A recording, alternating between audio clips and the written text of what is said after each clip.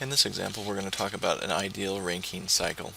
So in this example here, we have a high and a low pressure turbine. The steam comes out of the high pressure turbine through the reheater, back through the low pressure turbine, through the condenser, gets condensed down to a liquid, gets pumped back up to a high pressure, back through the boiler, and back through the high steam or the high pressure turbine. In this case, we know that it's an ideal Rankine cycle. We know that the turbine pressure and the high pressure turbine operates at an inlet temperature of an inlet condition of 15 megapascals and 600 degrees Celsius, and that we know that the steam is condensed at 10 kilopascals. We want the moisture content at the lower pressure turbine to not exceed 10.4%, which means that 89.4% of it needs to be vapor, is basically what they're trying to say there. So in this example, we're trying to determine the pressure at which the steam should be reheated and the thermal efficiency of the cycle. We will assume that the steam is reheated to the inlet temperature of the high pressure turbine. So we've already talked about the cycle itself, but if we look at the TS plot over here, we come in through the pump, isentropic compression, through the pump up to the high pressure state, up to state 2. We go into the boiler, we come up through, become a saturated liquid, goes through the vapor dome, becomes a saturated vapor, goes through some reheat, picks up some superheat, comes up the isobar line here, isentropic expansion through the turbine, back through the reheater, again isentropic expansion, down through the vapor dome to the point where we have 10.4% moisture content, and then back through the condenser.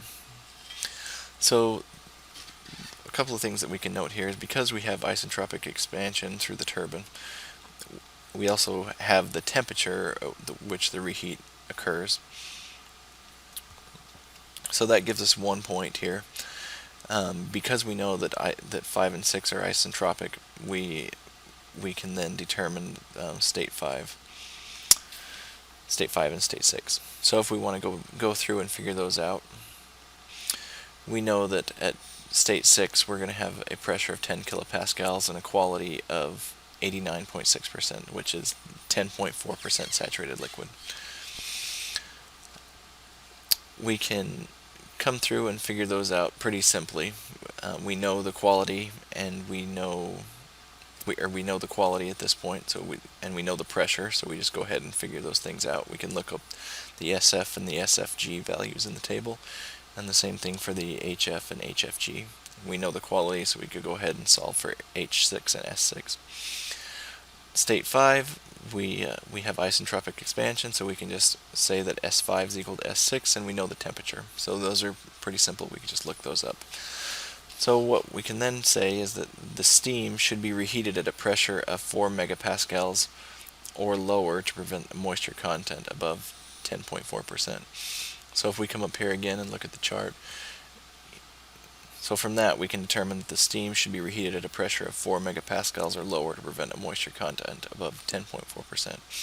So what that means is, if we come up here and look at the chart, these lines are isobar lines, and they are increasing towards the left. So we have a higher pressure isobars the farther left and upward we travel. We want the moisture content not to exceed 10.4%, which means it cannot become any more saturated than 89.6% vapor quality. So what that basically means is we want this point to be to the right of 89.6% vapor quality. So what that means is we have to find that gives us our pressure of 4 megapascals or lower. Then to determine the thermal efficiency, what we need to know is we need to know how much heat is coming into the system, and we need to know how much heat is leaving the system. So to determine how much heat is entering the system, we consider how much heat is coming in through the boiler and through the reheater.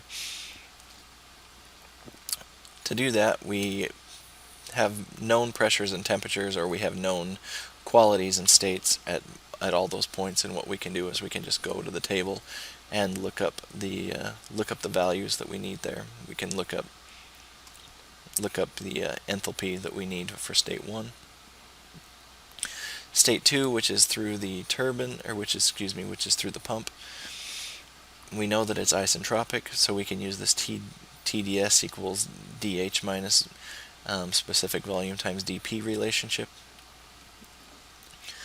That gives us this formula right here. We can then do a first law analysis, plug that in, find the pump work, and use that to solve for the exiting enthalpy of the pump. Then following it around here, state 3, we have known pressures and temperatures. We can go ahead and look those up. Same thing for state 4. State 4 is coming out of the turbine, so we have isentropic expansion. Can look up those values.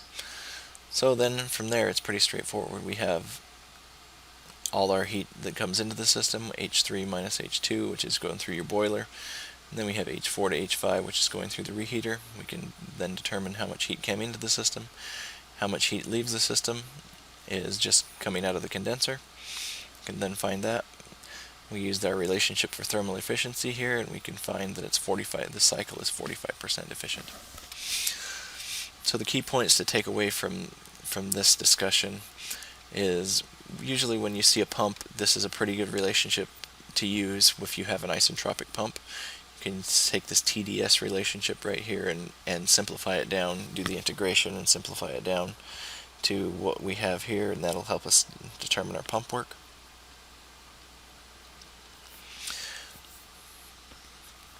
And then basically you just use a lot of the first law and a little bit of second law analysis to determine the cycle states. Since everything's isentropic here, it simplifies things down quite a bit because we don't have to worry about irreversibilities between across the turbine or across the pump, or